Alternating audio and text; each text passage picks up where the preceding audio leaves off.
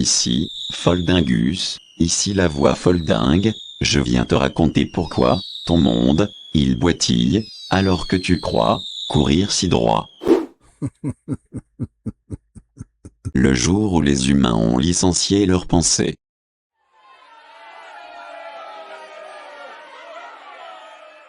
Un matin, les pensées décidèrent de déposer leur démission collective. Elles quittèrent les crânes humains en claquant la porte, même quand il n'y avait pas de porte.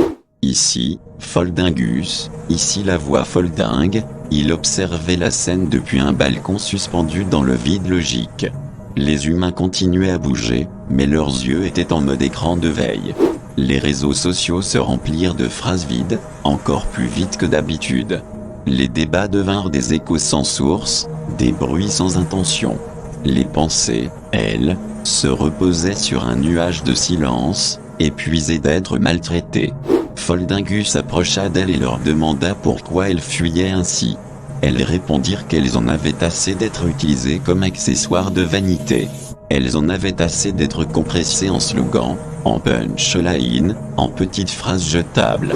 Pendant ce temps, les humains inventèrent des applications pour simuler des opinions.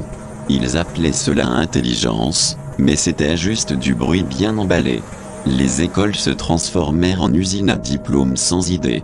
Les entreprises embauchaient des profils sans pensée pour éviter les questions dérangeantes. Foldingus descendit au milieu de cette foire silencieuse.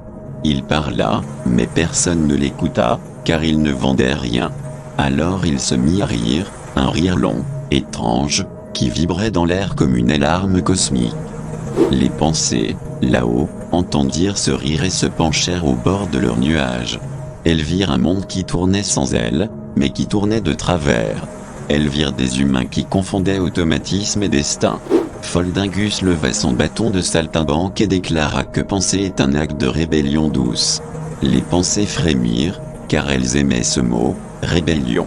Les humains, eux, commencèrent à ressentir un vide, un manque, une démangeaison dans le crâne. Ils ne savaient pas ce qui leur manquait, mais ils sentaient que quelque chose clochait. Certains se mirent à éteindre leurs écrans, sans savoir pourquoi. D'autres sortirent marcher sans but, juste pour entendre le bruit de leurs pas.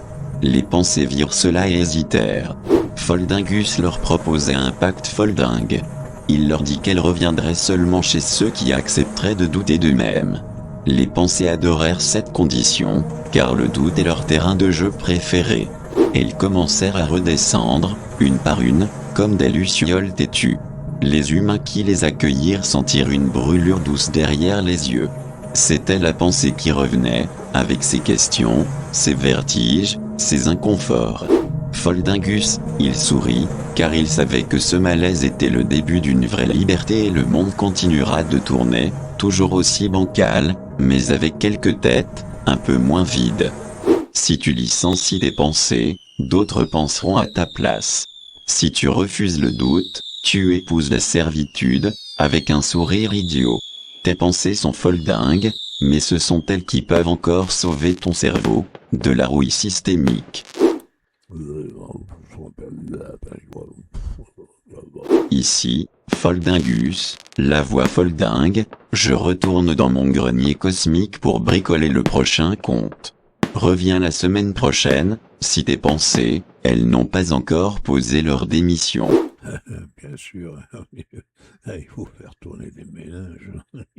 Vous êtes loin de la vérité. Avant-projet, foldinguement, poétiquement, décalé, ici la voix, Folding Concept Foldingus, je vous présente mes contes, Folding de Foldingus, je suis un conteur hors du temps, un saltimbanque cosmique, je commente la folie douce et la bêtise dure de notre monde. Chaque semaine, je vous révélerai un nouveau conte fantastique, toujours lyriquement décalé. Mes contes, je l'espère, ils démontreront les automatismes humains et les absurdités systémiques de la sottise dépersonnalisée. Mon ton, il est drôle, il est lucide, parfois tendre, parfois brutal, mais, toujours dans ma dinguerie doucement sucrée, profondément humaine et vraie, sans artefact. Ici la voix foldingue. Et à bientôt la prochaine semaine.